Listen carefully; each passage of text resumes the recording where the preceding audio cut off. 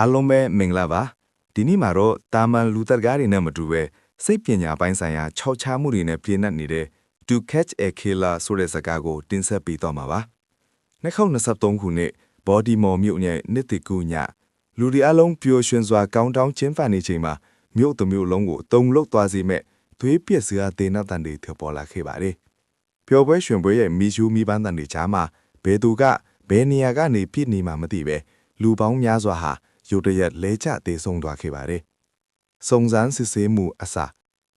ဒီအမှုမှာထူးခြားတာကတော့တရားခံဟာတစ်ချက်မှမလွဲအောင်ပြစ်ခတ်နိုင်တဲ့စနိုက်ပါကျွမ်းကျင်သူဖြစ်နေတာပါပဲ။ရဲအရာရှိအသေးလေးအဲလနော်ဖာကိုဟာအခင်းဖြစ်ပွားရာကိုပထမဆုံးရောက်သွားပြီးပါနတ်စွာနဲ့မီးတွေပိတ်ကလူအသေးအပြောက်နေအောင်လုပ်နိုင်ခဲ့ပါတယ်။ဒီလိုထက်မြက်တဲ့အဖြစ်သူမကိုယ်တိုင်မှလည်းစိတ်တန်ရာတွေရှိနေတာကို FBI agent လာမာကသတိပြုမိသွားပါတယ်။လာမာကလူသက်သမားရဲ့စိတ်ကိုသိဖို့ဆိုရင်သူ့လိုပဲခံစားချက်ရှိတဲ့သူကမှသိနိုင်မယ်ဆိုတဲ့အတွေ့နဲ့အဲလနော်ကိုအဖွဲတဲ့ခေါ်လိုက်ပါတယ်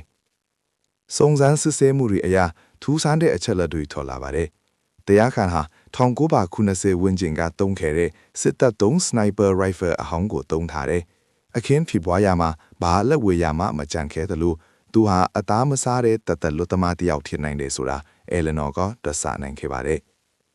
စုံစမ်းနေတုန်းမှာပဲတရားခံဟာမော်တစ်ခုမှာဒုတိယအကြိမ်ပြစ်ခတ်မှုထပ်လုပ်ပါတယ်။ဒီတစ်ခါမှာတော့သူဟာတာမန်လူတွေတင်မကပဲဆွတ်တပ်ဖွဲ့ဝင်တွေကိုပါ1600တိုက်ခိုက်သွားတာပါ။အဲလနော်ကတရားခံဟာဖျက်ဆီးဖို့တတ်လာတာမဟုတ်ပဲအဝတ်စားလဲဖို့နဲ့အစားတောက်ရှာဖို့လာတာဖြစ်ကြောင်းသူဟာလူအဖွဲ့အစည်းနဲ့ကင်းကွာနေတဲ့လုံနာတယောက်ဖြစ်ကြောင်းထောက်ပြခဲ့ပါတယ်။ရဲတပ်ဖွဲ့ကတခြားလူငယ်တယောက်ကိုမာယွန်းဖမ်းဆီးရာကနေတေဆုံးမှုတွေဖြစ်ခဲ့ပြီးလာမလဲယာတုကနေဖယ်ရှားခံလိုက်ရပါတယ်။ဒါပေမဲ့အဲလနော်ကတော့လက်မလျှော်ပါဘူး။သူမရဲ့ဆွဲကြောင့်တရားခံဟာတင်းဆိုတဲ့အမျိုးသားဖြစ်ကြောင်းခြေရာခံမိသွားပါတယ်။ရင်ဆိုင်တွေ့ကြခြင်း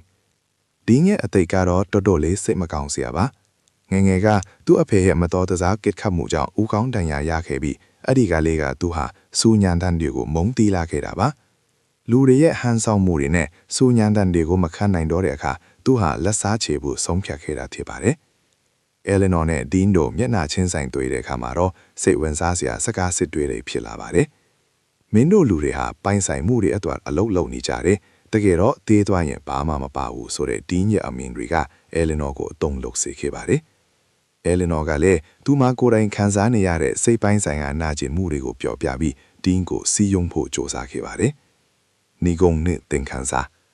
ဒါပေမဲ့ဇလန်ကတော့ပျော်ရွှင်စရာနီဂုံမရခဲ့ပါဘူး။ဒင်းဟာရဲတို့ရဲ့ပြစ်ခတ်မှုကြောင့်တေဆုံးသွားခဲ့ပြီး FBI ကလည်းအပ်စစ်မန်တွေကိုဖုံးကွယ်ဖို့ကြိုးစားခဲ့ပါတယ်။အဲလနော်ကတော့အမှန်တရားအတွက်အပေရောင်းယူရင် FBI အထူး agent ထလာခဲ့ပါတယ်။ဒီဇလန်ကပေးတဲ့သင်ခန်းစာကတော့အကယ်၍တင်ဟောလူအဖွဲ့အစည်းကိုအရန်မုံတီးပြီးစူးညံတန်တွေကိုမခံနိုင်ဘူးဆိုရင် sniper rifle ကြီးကင်ပြီးရှော့မပြပါနဲ့ noise cancelling နာချက်လီပဲဝယ်တက်လိုက်ပါလို့ပြောရင်းနဲ့ဒီနေ့ရဲ့ recap ကိုဒီမှာပဲအဆုံးသတ်လိုက်ပါတယ်။ဒီဇလန်လေးကိုကြိုက်နေတတ်တယ်ဆိုရင်တော့ကျွန်တော်ရဲ့ story rush recap ကို like နဲ့ subscribe လုပ်ထားဖို့မမေ့ပါနဲ့ဦးဗျာ။